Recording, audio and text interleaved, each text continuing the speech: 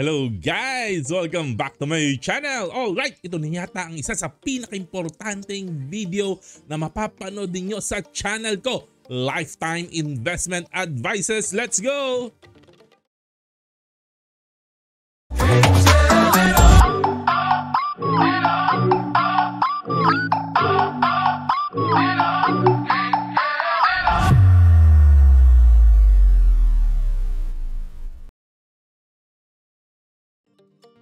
Welcome back! Ayan, Lifetime Investment Advices. At syempre po, wala po tayong original idea. Lahat po na natututunan natin galing lang po sa ibang tao po, no? At ang pag-aaralan po natin today ay galing po sa wisdom ni Charlie Munger. Kinolek po natin yung marami interviews po niya.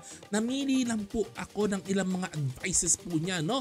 Charlie Munger, 99 years old, punong-puno ng experience, napaka-sharp ng utak po talaga at generous na binibigay niya po ang kanyang mga kaalaman sa ating publiko po talaga. At ang topic po natin, no?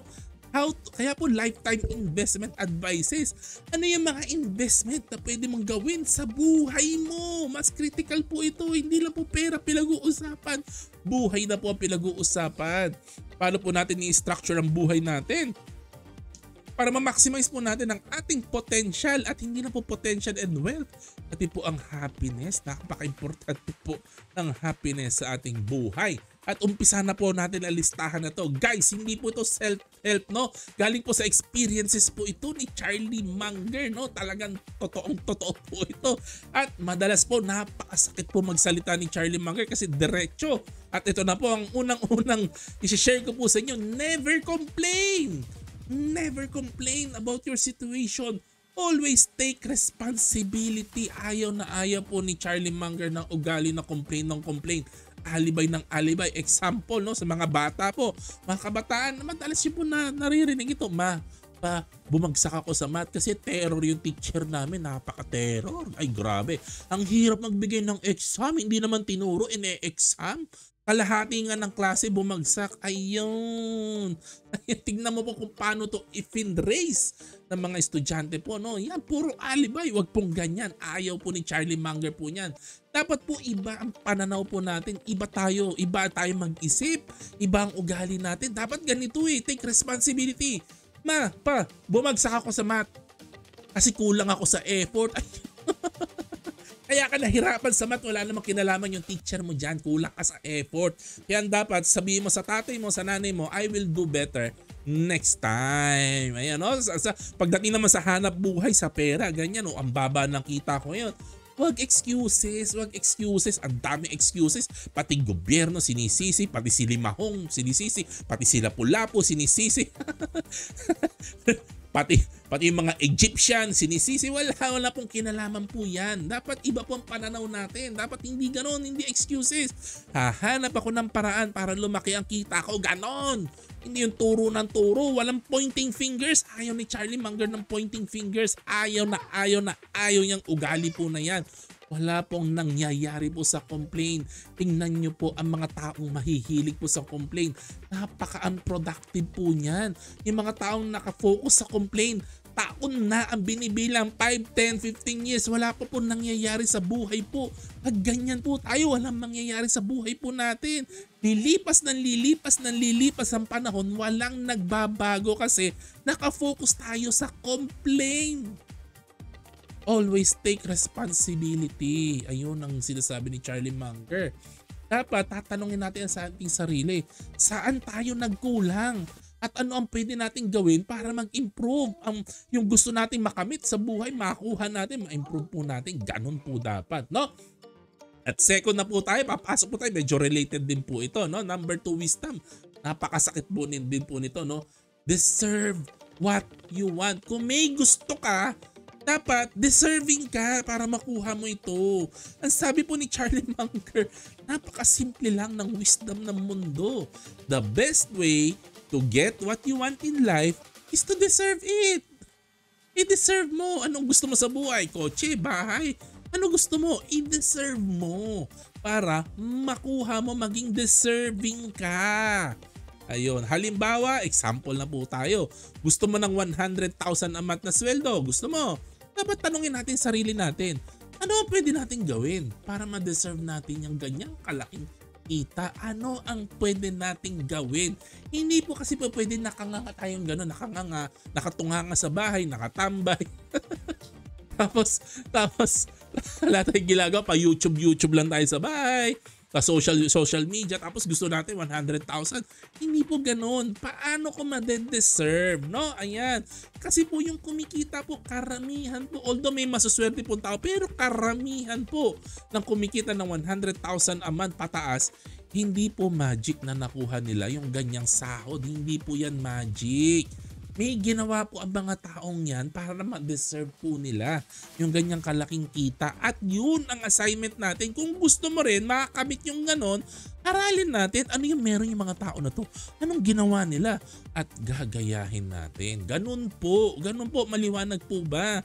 Ayan, halimbawa, yung mga empleyado na nakuha ng mataas na sweldo, nag-training, baka nag-training sila at kung ano-anong training kinuha nila, certification para ma-promote. Ayun! Ganon, no? O yung iba naman, nag-sideline. Sideline. Ayun, nagkaroon ng extra income. Ganon. Yung iba naman, nag-business. Ganon. In short po, no? Marami pong tao. Kaya po nila na-deserve po yan. Kasi gumawa po sila ng extra mile. So yun po ang dapat tingnan natin. Ano yung extra mile na pwede nating gawin para makamit din po natin yung gusto po natin. Ganon po. Kasi we don't get, hindi po natin makukuha ang gusto natin by just simply desiring it. Gusto ko ng bahay, gusto ko ng kotse, gusto ko makarating ng Japan, gusto ko makarating ng Europe. Tapos nakanganga ka lang. Tuwing gabi, naglalaro ka. Naglalaro ka na sa cellphone mo, no? Puro TikTok o kung wala namang pinaggagawa mo. Buong araw mo, nasasayang ang oras mo sa TikTok. Kasi puro desire ka lang. Walang action. Hindi ka gumakimoy-kilos. Hindi po yung desire natin ang magiging susi para makuha natin yung gusto natin. Ano ang susi? Yung actions. Yung actions po ang nagiging dahilan para ma-deserve po natin yung mga gusto natin sa buhay. Ayun, maliwanag po ba? Ayun, no? O number 3 na po tayo. Lahat masasakit po to. Lahat ay tinatamaan. Pati ako tinatamaan din dito. Ayun.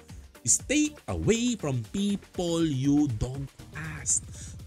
Umiwas ka daw sa mga taong hindi mapagkakatiwalaan.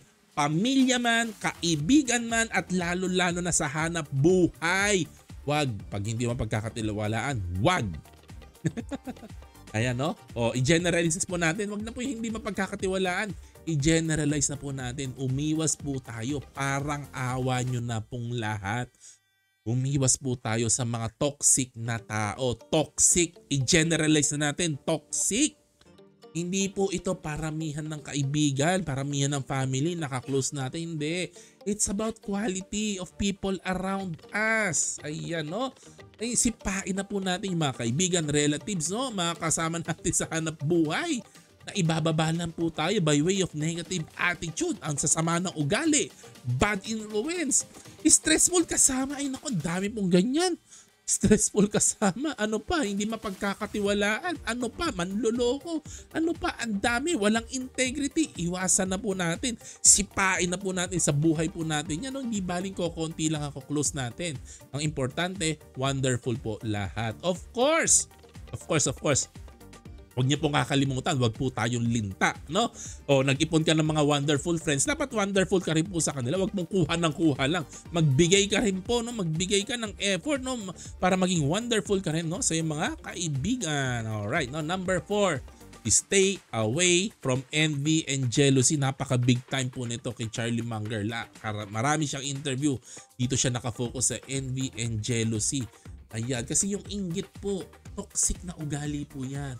At katulad ng sinabi ko po sa inyo kanina, umiwas kayo sa mga tao na toxic. Guys, ang mga taong successful, ang mga wonderful people, ayaw po nila sa mga taong toxic. So iiwasan ka ng mga yan. Huwag ka maging toxic. Alisin mo yung inggit sa sistema ng katawan mo. Alisin mo yung inggit, yung envy. Ay nako, napakawalang kwenta po niya, no? Kasi hindi lang po iiwasan ka ng matitinong tao. Magiging miserable pa ang buhay mo. Imagine that. Envy, inggit ang nagpapatakbo sa buhay mo. Magiging miserable ka. Hindi ka magiging masaya. Puro inggit ka lang ng inggit araw-araw, no? at hindi po natin marireach ang full potential po natin, no? Kung inggit ang nagpapatakbo sa decisions po natin. Kasi minsan ito yung best decision na dapat gawin mo. Sa mga critical things na kailangan mag-decide ka, ito yung best decision. Kaya lang dahil sa inggit mo, hindi yung best decision ang ginagawa mo eh. Minsan napupunta ka sa worst decision, sa pinakapangit na decision. Bakit? Inggitero, inggitera, kaya ang problema, no? Kung successful ang ibang tao, ang kaibigan natin, kamag-anak natin, successful, I'm happy for you, I'm so happy for you, and magsikap ka rin, no? Pero dapat happy ka para sa kanila, no? Ayun lang po. At number 5, no? Last wisdom na pinili ko. Marami pong wisdom si Charlie Munger. Namili lang po ako, no? Lang 5. Don't work for anyone you don't respect and admire. Huwag kang magtatrabaho sa isang boss o sa isang may-ari ng kumpanya na hindi mo nirerespeto, wag. At hindi mo hinahangaan, wag. No? Work only with people you enjoy. Wow, napaka-critical po nito. Ito, gustong-gusto ko po ito, no? Ayan. Konting kwento lang po, no? Konting kwento para masaya po tayo. May friend po ako, no? Matagal na po kaming close. And way back in 2010, naalala ko po tong kwento niya. Kasi way back 2010, sumasahod na po siya ng between 150 to 180,000 a month. Gross po ito, a month. Malaki po ang sahod niya. Imagine 2010, no? Nandiyan sa ganyang range ang sahod mo, no? And ang pagkakaalam ko, no, after 6 months, ayaw na niya doon sa kumpanya na. Naghahanap na po siya ng lilipatan. Naghahanap siya ng lilipatan. At isa doon sa na-applyan niya, ini-interview siya ng isang na-applyan niya. Nung nakita ngayon sa form, ang laki ng sahod nito, halos 180,000 sahod nito. Sabi pa naman na nag-i-interview sa kanya, loko-loko ka ba? Ang laki-laki ng sahod mo, naghahanap ka pa ng lilipatan. Loko-loko ka ba? Guys, 6 months lang po yung kaibigan ko po doon, no? Doon sa malaking sahod na yon, pero sobrang unhappy po niya, no? Isang patunay po na hindi lang po pera talaga ang importante sa buhay, kasi siya, grabe po, sobrang, sabi niya talaga, sobrang toxic na lahat ng katrabaho niya. Napaka-toxic ng culture, yung mga boss niya, napaka-toxic. Hindi na po niya kaya mag-survive kahit isang araw, para daw po siya nasa impyerno. Kaya kahit ganun kalaki yung sahod, ayaw na niya. Kahit mas mababa ang sahod, payag na po siya. Basta lang makatakas lang po siya sa toxic na buhay po na iyan. Kasi nga po guys, workplace is where we spend most of our waking time. Ilang oras tayong gising sa maghapon? 16 hours, assuming 8 hours a day ka natutulog. Out of those 16 hours, 9 hours ka nasa office. Majority po talaga ng buhay natin nasa trabaho po talaga, no? Kaya dapat maingat po tayo. Big impact po ang decision natin kung saan tayo magtatrabaho. Big impact sa ating happiness, sa ating finances, career, personal life, at marami pa pong iba, goals in life. Apektado po yan kung saan ka nagtatrabaho. Kaya wag na po tayong mag-aaksaya. Pag ang boss natin buwisit, ay nako, pagtsatsagaan mo yan. Maghanap na po tayo ng lilipatan na matino pag ganyan. Fire your boss. Hanap ka ng iba, lalo-lalo na po kung serious yung mga red flags. Yung mga serious red flags na nakikita, lalo-lalo na integrity. Lalo-lalo na napapansin mo parang may illegal na ginagawa. May mga under the table, may mga ninanakaw, ganyan. Nako! Tapos nagtsatsaga ka, nagtatrabaho ka ganyan ng boss mo, parang may kutob ka na nagnanakaw, may anomalya na ginagawa. Ay wag po, madadamay lang po tayo sa ganyan. Work for someone you respect and admire. Dapat mataas ang respeto mo kasi nakikita mo talaga na ang ganda-ganda ng ugali niya. Hindi mo matitibag ang integrity niya. Hindi mo talaga masusuhulan. Hindi nabibili ng pera ang mukha niya. Yun, nire-respeto mo talaga. Tapos nire-respeto mo kasi nakikita mo talaga full of wisdom. At talagang ang ganda-ganda ng attitude niya sa trabaho. Talagang electrifying at talagang ini-influence siya lahat ng tao na gawin nila yung the best nila. Yun ang mga boss na gusto po natin. At ina-admire natin, matalino, ang ganda ng ugali, napakasipag. Yan ang gusto nating makatrabaho na boss.